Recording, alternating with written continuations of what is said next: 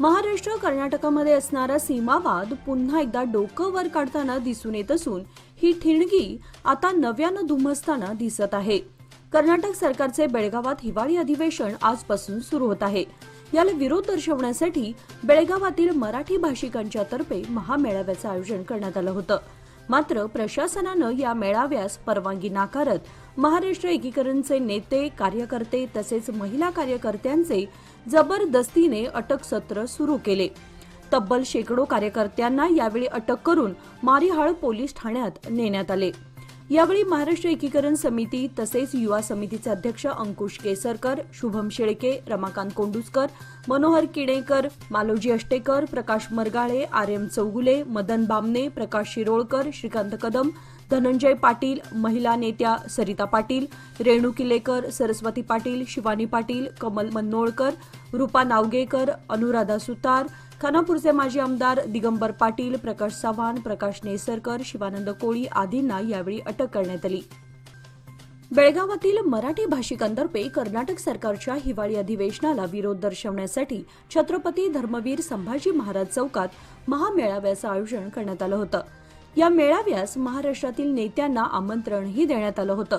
मात्र महाराष्ट्रातील नेत्यांना बेळगावात येण्यास मज्जाव करत कर्नाटक महाराष्ट्र सीमेवर नेत्यांना प्रवेश बंदी लागू केली। यावेळी बेळगावमधील या महामेळाव्यासाठी कोल्हापूरमधून शिवसेना उद्धव ठाकरे गटाचे नेते मोठ्या संख्येने बेळगावकडे येण्यासाठी निघाले असता कर्नाटक पोलिसांकडून नेते विजय दवणे यांच्यासह इतर प्रमुख नेत्यांना कर्नाटक हद्दीमध्ये प्रवेश करण्यास मज्जाव करून त्यांच्यावर बंदी घालण्यात आली। यावेळी सीमा हद्दीवर बराच काळ महाराष्ट्रातील नेत्यांचा आणि कर्नाटक पोलिसांच्यामध्ये गोंधळ निर्माण झाला होता। इतर नागरिकांची वाहने तपासून त्यांना प्रवेश देण्यात येत होता। राज्य सरकारच्या विधिमंडळाच्या हिवाळी अधिवेशनाला आज सोमवारपासून बेळगावात प्रारंभ झाला आहे। हलगा येथील सुवर्णसौध येथे पुढील 10 दिवस चालणाऱ्या या अधिवेशनात अनेक मुद्द्यांवर चर्चा करून ठराव सहमत करण्यात येणार आहेत। आज अधिवेशनाच्या पहिल्या दिवशी 5 विधेयकांवर चर्चा करण्यात आली। विधानसभा अध्यक्ष युटी खादर, मुख्यमंत्री सिद्धरामय्या, उपमुख्यमंत्री डी.के. शिवकुमार यांच्या उपस्थितीमध्ये बसवण्णा यांच्या अनुभव मंटपाच्या तैलचित्राचं यावेळी अनावरण करण्यात आलं। यावेळी विधानसभेचे अध्यक्ष, विधान परिषदेचे सभापती, उपसभापती, जिल्ह्याचे प्रभारी मंत्री यांच्यासह अनेक मान्यवर नेते उपस्थित होते। त्यानंतर कामकाजाला सुरुवात झाल्यानंतर नुकत्याच झालेल्या पोटनिवडणुकीत निवडून आलेल्या विधानसभा सदस्यांना शपथ देवविण्यात आली। त्यानंतर पुढील सत्राच्या रूपरेषेबद्दल अंतिम निर्णय घेण्यात आला। बेळगावात झालेल्या महात्मा गांधींच्या अध्यक्षतेखाली झालेल्या सन 1924च्या काँग्रेस अधिवेशनाच्या शताब्दी सोहळ्याचे आयोजन करण्यात आले आहे। दरम्यान या सोहळ्याची पूर्वतयारीची उपमुख्यमंत्री डी.के. शिवकुमार यांनी टिळकवाडी येथील वीर सौध येथे भेट देऊन माहिती घेतली। त्यानंतर त्यांनी शहरातील रामतीर्थनगर येथील गंगाधरराव देशपांडे स्मारक आणि पिरणवाडी येथील गांधी भवनलाही भेट देऊन पाहणी केली।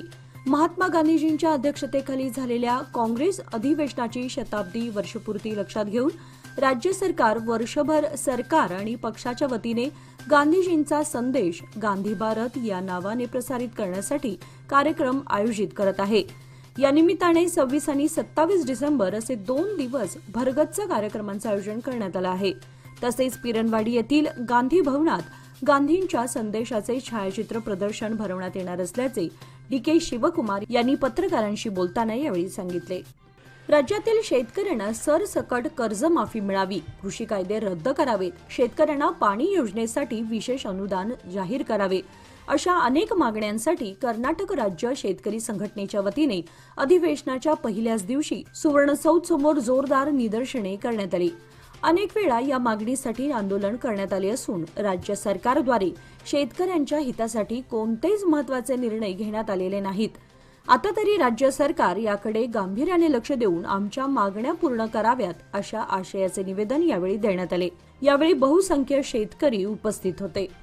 100 वर्षांपूर्वी गांधीजींच्या अध्यक्षतेखाली बेळगावात पार पडलेल्या ऐतिहासिक अधिवेशनाच्या पार्श्वभूमीवर राज्य सरकार आणि पक्षाकडून जोरदार तयारी सुरू असून महात्मा गांधींनी भेट दिलेल्या ठिकाणांचा राज्यात विकास केला जाणार आहे।